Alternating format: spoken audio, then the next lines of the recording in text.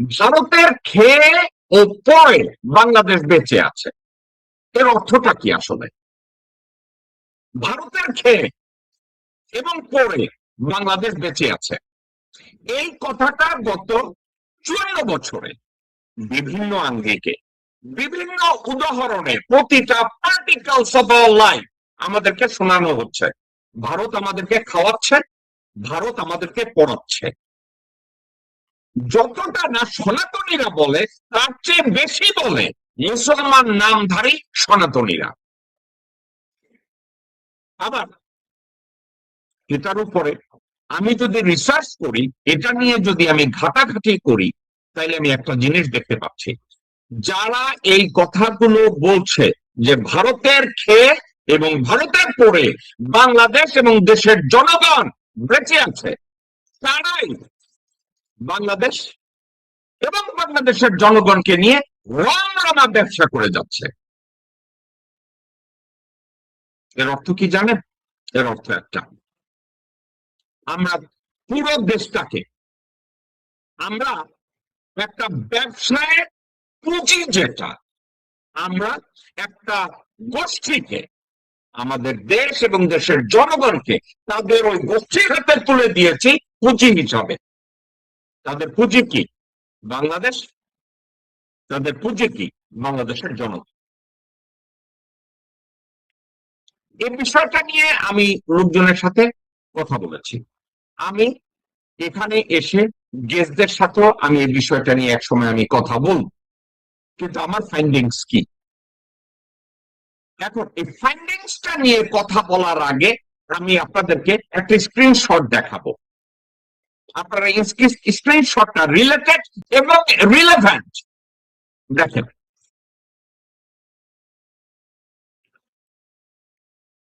একটা লোক যার নাম আব্দুল নূর তুষার, আব্দুল নূর তুষার গত 48 বা 72 ঘন্টার মধ্যে এই কথাটা বলেছে। কি বলেছে? ভারতের বানানো গাড়িতে ভারতের ডিজেল নিয়ে পিএসসি তে এসে ভারতের বানানো সাউন্ড সিস্টেম দিয়ে, দিল্লি না ঢাকা স্লোগান দিয়ে, রেস্টুরেন্টে এসে ভারত থেকে আনা মোবাইল দিয়ে ভারতের বিরুদ্ধে স্ট্যাটাস দিতে দিতে ভারত থেকে আমদানিকৃত চালের ভাত খাচ্ছি।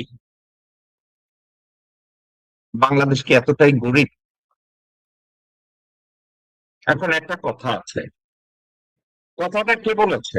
আব্দুল নূর তুষার। এখন আপনার কি মনে হয় এই কথাটা শেখ আব্দুল নূর তুষার বলে? আপনাদের কি মনে হয় এই কথাটা স্রেফ সনাতনীরা বলে? আপনার কি মনে হয় এই কথাটা স্রেফ গোবিন্দচন্দ্র প্রামাণিক বলে, পীযূষ বন্দ্যোপাধ্যায় বলে? আপনাদের কি মনে হয়? প্রথমত আমি আপনাদেরকে একটা কথা আপনাদেরকে আমি বলি, গত 54 বছরে, 55 বছরে বাংলাদেশের বাজেটের 2/3 বৈদেশিক মুদ্রা থেকে আসে, গার্মেন্টস ইন্ডাস্ট্রি থেকে আসে, আমাদের প্রবাসীরা বিদেশ থেকে বাংলাদেশে যে অর্জন পাঠায় ওটার থেকে আসে, বিশ্ব অর্থনৈতিক সংস্থাগুলো থেকে আসে, ইউরোপিয়ান কান্ট্রি এবং আরব কান্ট্রি বিভিন্ন জায়গায় ডোনেশন থেকে আসে। এখন আপনাদেরকে আমি একটা কথা ঠান্ডা মাথায় আপনাদেরকে একটু চিন্তা করতে বলি, গত 55 বছরে ভারত থেকে বাংলাদেশের আভ্যন্তরীণ এবং আন্তর্জাতিক খরচের বাজেটের কোন পার্সেন্টেজ ভারত থেকে আসছে কিনা? সলিড উত্তর না। ভারত থেকে গত 55 বা 56 বছরে বাংলাদেশের অর্থনৈতিক প্রবৃদ্ধি, অর্থনৈতিক উন্নতি, বাণিজ্যিক উন্নতি, মানবাধিকার উন্নতি, শিল্পের উন্নতি, সামাজিক উন্নতি, সাহায্যের এর কোনটাই ঘটে নাই। তাহলে ভারত কিভাবে বলছে যে ভারতের খেয়ে এবং পরে বেঁচে আছে? কিভাবে আপনাদেরকে আমি বলি কিভাবে বেঁচে আছি। ভারতের সাথে বাংলাদেশের একটা গোষ্ঠীর পাতানো সম্পর্ক আছে। ওই গোষ্ঠীটা এতই ইনফ্লুয়েন্সিয়াল পারিবারিক ভাবে, দুর্নীতির দিক থেকে, মুনাফিকির দিক থেকে এতটাই ইনফ্লুয়েন্সিয়াল বাংলাদেশে, তারা ব্যবসা করে, সবাই ব্যবসা করে। কি ব্যবসা করে? যে কোনো ব্যবসা। কোনো কিছু যদি খুঁজে না পায় তাহলে এক্সপোর্ট ইম্পোর্টের ব্যবসা করে। কোনো ব্যবসা যদি খুঁজে না পায় দালালি ব্যবসা করে। যেমন আমার পরিচিত এক লোক আছে, নাম গোলাম মোস্তফা কামাল, কোনো ব্যবসা করে না। নিউ জিওএইচএস বাড়িধারায় তার 6 তলা বিল্ডিং আছে, আমেরিকায় তার বাড়ি আছে, তার একটা বাটপার পোলা আছে, কি জানি নাম, যার দোস্ত মাহাদি আমিন বিএনপি। তার ব্যবসা কি জানেন? দালালি। এই গোলাম মোস্তফা কামাল ব্রাহ্মণবাড়িয়ায় বাড়ি, তার ব্যবসা কি? দালালি আর চাপাবাজি। আচ্ছা, এখন আমি যার কথা আপনাদেরকে বলছি, যে একটা গ্রুপ, এই গ্রুপের সাথে ভারতের একেবারে লতালকি সম্পর্ক। এখন ওই গ্রুপটা বাংলাদেশে ব্যবসা করে। আপনারা কি জানেন তাদের পুঁজি কি? যেই গ্রুপটা ভারতের সাথে অঙ্গাঙ্গি ভাবে জড়িত এবং অত্যন্ত ইনফ্লুয়েন্সিয়াল, আপনারা কি তাদের পুঁজি কি জানেন? তাদের পুঁজি হচ্ছে বাংলাদেশ। তাদের পুঁজি কি জানেন? দেশের জনগণ। তারা ভারতের কাছে বলে তোমরা এইটা করবা, ভারতের এই পোর্শন তোমরা, পোর্শন বলতে কোনটা? ভারতের শিল্প খাত তোমাদের আন্ডারে ছেড়ে দেব। এখন এই যে ভারতের শিল্প খাত, বাংলাদেশের শিল্প খাত ভারতের হাতে ছেড়ে দেবে, এই ব্যবসায়ী কারা জানেন? মন্ত্রী, ওই মন্ত্রণালয়ের সচিব, ওই মন্ত্রণালয়ের অতিরিক্ত সচিব এবং ওই মন্ত্রণালয়ে কর্মরত বেশ কিছু অসাধু সানকের ছেলে কর্মচারী। তাহলে সে কি ব্যবসা করলো?